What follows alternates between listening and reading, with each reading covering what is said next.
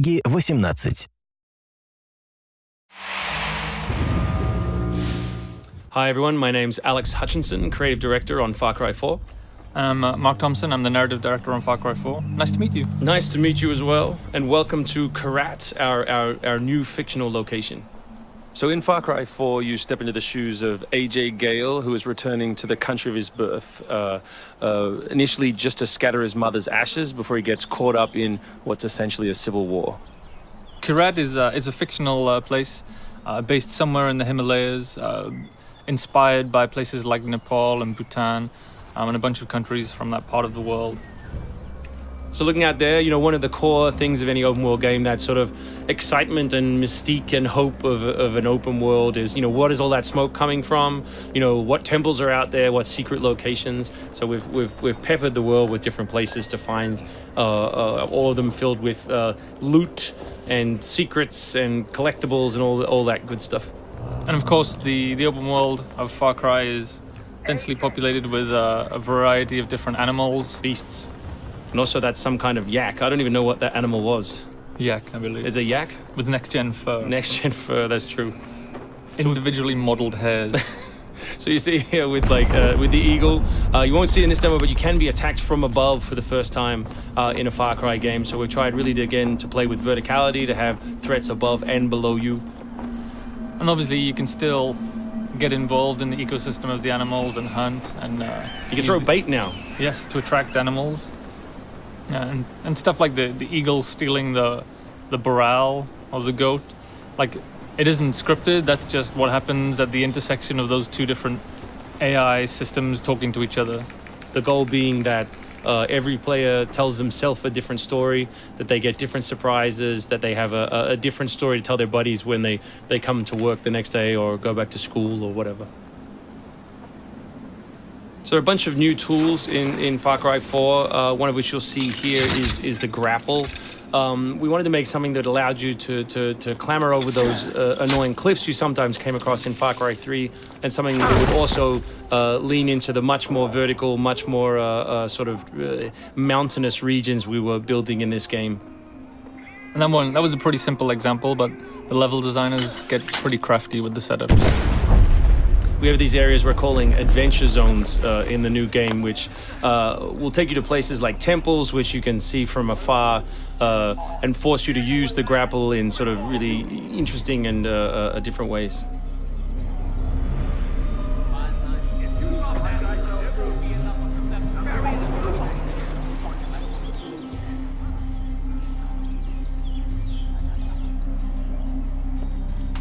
The auto crossbow is a new stealth weapon that we've introduced for Far Cry 4. It adds a little more versatility than the bow did in Far Cry 3. Obviously it sacrifices the long range for rapid fire, but it's still a super useful stealth weapon. So this is one of my favorite bits. This if you look down when you're meleeing in the new game, you kick. So you can do all kinds of fun setups such as that.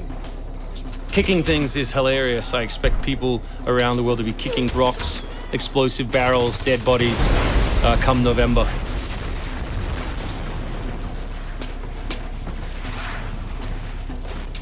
Our goal really was just to provide as many tools as possible, whether vehicles or animals or weapons or goofy stuff, and let people fit them together any way they want. Yeah, and we've snuck a few features in that fans of Far Cry 3 I think are going to be surprised by. Drive and shoot. Yes. So drive and shoot, obviously it's a bit frustrating to be chasing someone forever and have to sort of drive in front of them, pull over and wait for them to get out. So now in the vehicles you can drive and shoot with any one-handed weapon. And you can also do driving takedowns from any vehicle, which I really like. So this idea of leaping from your vehicle into another vehicle, do horrible things to them, boot them out the side, and then continue on your merry way. You can now deliver death without even leaving your seat. So wingsuit is still here, and it's really cool, as you see, and actually when the space became more vertical, it actually became more fun. The mountainous environment means that there's a lot more wingsuiting to be found. And hopefully you won't get it before the middle of the game. You will. Hopefully you will get it before the middle of the game. That's the current plan. But we are many months away from watching you guys abuse this online. Means that there's a lot more wingsuiting to be found. And hopefully you won't get it before the middle of the game. So here you'll get a look at elephants. Elephants are awesome. Probably my favorite animal in the game. Weaponized in many different ways. You can drive them into a rage, watch them smash the other characters in the world, or you can clamber on top of one and drive it through the gate yourself. My favorite animal is the human animal. It's very Far Cry 2 of you, Mark. Oh, it's the Shark of Darkness. So co-op is a massive part of the new game. It's one of our big ways of opening up the open world and letting you play any way you want. So basically, when you ask your buddy to join, all the solo missions turn off, and you're left with all of the open world toy, the outposts, the fortresses, the towers, all the quests to play any way you want.